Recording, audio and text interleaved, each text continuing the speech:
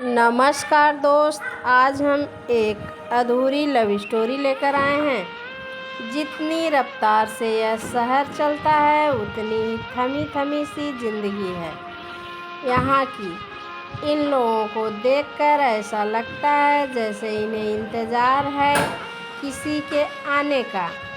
इन सब के बीच मैं भी इंतज़ार कर रही थी, लेकिन किसी आने का बल्कि किसी के पास जाने का। अब मेरे मन में थोड़ी सी भी उलझन नहीं थी, बस इंतज़ार था उनसे मिलने का। अगर थोड़ी बहुत उलझन बची हुई थी तो उनमें इतना दम नहीं था कि वह मुझको रोक सके। मुझे लग रहा था कि मैं चिल्ला चिल्ला कर सारी दुनिया से कह दूं कि मुझसे उनसे प्यार हो गया है और कल उनसे इजहार करने वाली हूँ, पर बता दूँ कैसे।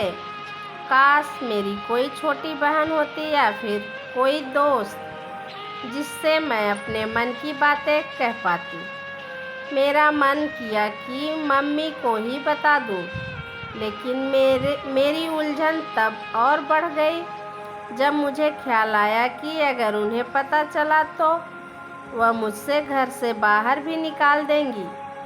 उन्होंने गांव जरूर छोड़ा था, लेकिन वहां के विचार नहीं। वैसे भी पापा मम्मी इन चीज़ों में कहाँ विश्वास रखते हैं और मेरी कहाँ सुनने वाले थे। हम गांव से आकर शहर में ज़रूर रहते हैं और पापा एक उच्च पद पर सर्विसमैन भी हैं, लेकिन उनके ख्यालात अभी भी गांव वाले हैं। मैं यही सोचकर डर जाती हूँ, लेकिन करूँ तो क्या करूँ। अपनी लव स्टोरी किसके साथ शेयर करूँ, लेकिन मैं उसे भुला भी नहीं सकती हूँ क्योंकि उसको इतना पसंद करती हूँ। खैर छोड़िए, यह उलझन दिमाग में लिए मैं अपने कमरे में आ गई और अपना हेडफोन लगाकर अपने कमरे में गाना सुनने लगी और डांस करने लगी। कुछ समय हुआ ही था, तभी थोड़ी देर में दूसरे कमरे से आवाज़ आई, आज सोना नहीं है क्या बेटा? 11 बज रहे हैं, सुबह कॉलेज नहीं जाना है क्या? लेकिन आज मेरे कदम कहाँ रुकने वाले थे। इतनी खुशी जो हो रही थी कि शब्दों में बयां करना मुश्किल था। मैंने नाचते हुए ही कहा, हाँ मम्मी, बस सोने ही वाली हूँ, आप सो जाइए। अगर आज मेरे कोई नाचने का कोई मजाक उड़ाता है तो मुझे आज कोई परवाह नहीं थी। अभी मैं नाच ही रही थी, तभी पानी की तेज बूंदें मेरे चेहरे से आकर टकराई और मुझे आँख खोलने पर मजबूर किया। पता नहीं उस टाइम मुझे क्या सूझा। खिड़की के पास जाकर उन बूंदों के साथ खेलने लगी और अपने मुंह पर बार बार उन बूंदों को फेंकने लगी। इतने में पता नहीं मेरे मन में क्या आया, खिड़की बंद की और अपनी डायरी निकाली जहाँ पर मैं अपने बारे में लिखती थी। आज भी मैं कुछ अपनी लव स्टोरी के बारे में लिखने लगी, लेकिन आज जो लिख रही थी वह सीधे मेरे दिल में आ रहा था। मानो ऐसा लग रहा था जैसे डायरी में अपने मन की बातें कह रही हूँ। आज पहली बार किसी को आँखों से मैंने बात करते हुए देखा था।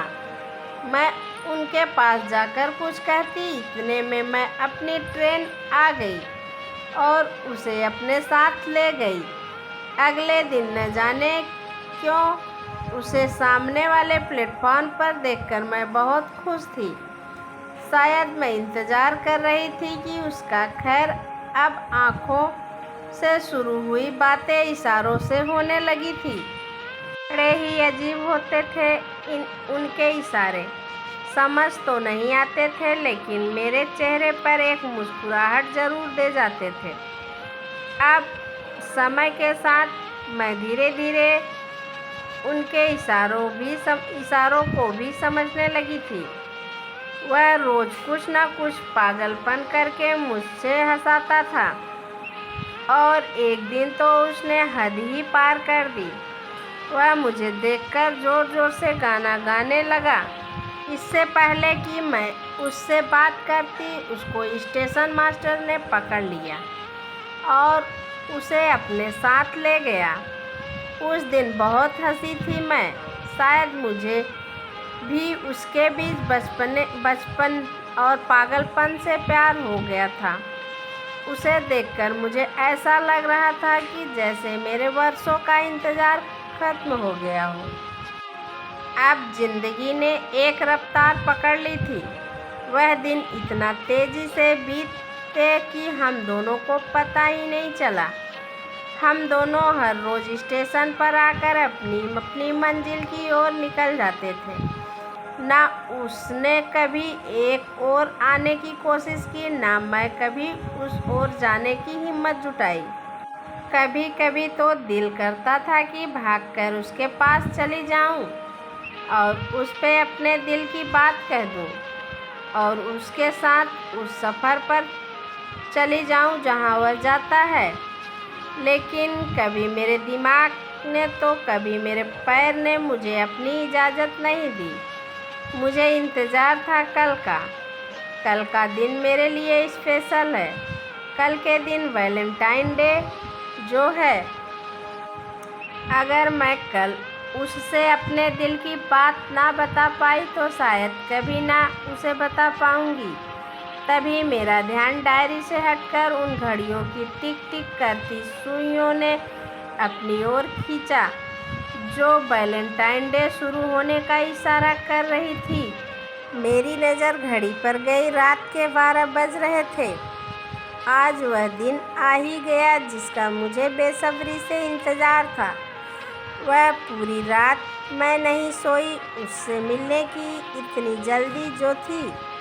सुबह जल्दी उठकर सभी काम कर तैयार हो गई। आज तो मैं ब्रेकफास्ट भी नहीं किया था। उससे मिलना जो था। आज मैं प्लेटफार्म पर समय से पहले ही पहुंच गई और वहां पास में पड़ी बेंच पर इंतज़ार करने लगी उसके आने का। लेकिन काफ़ी समय इंतज़ार करने के बाद भी वह नहीं आया। मुझे बेचैनी होने लगी। आज तो ट्रेन भी निकल चुकी थी लेकिन उसका कोई पता नहीं था। मेरे अंदर अजीब अजीब ख्याल आ रहे थे। पता नहीं क्या हुआ होगा, क्यों नहीं आया। वहाँ काफ़ी समय इंतज़ार करने के बाद मुझे अंदर से रोना आ रहा था। सच कहूँ तो मैं दुखी हो गई थी। मन तो कर रहा था कि आज अपनी जान ही दे दूँ, लेकिन मरता क्या न करता। उससे मिलना जो था। अब मेरी आंखों में आंसू थे और वहाँ बेंच पर बैठकर इंतज़ार कर रही थी उसके आने का। बस इतनी सी थी यही कहानी। थैंक यू दोस्त। उम्मीद करते हैं कि ये वीडियो आप लोगों को पसंद आई होगी। तो प्लीज़ एक लाइक, सब्सक्राइब, शेयर ज़रूर कीजिएगा।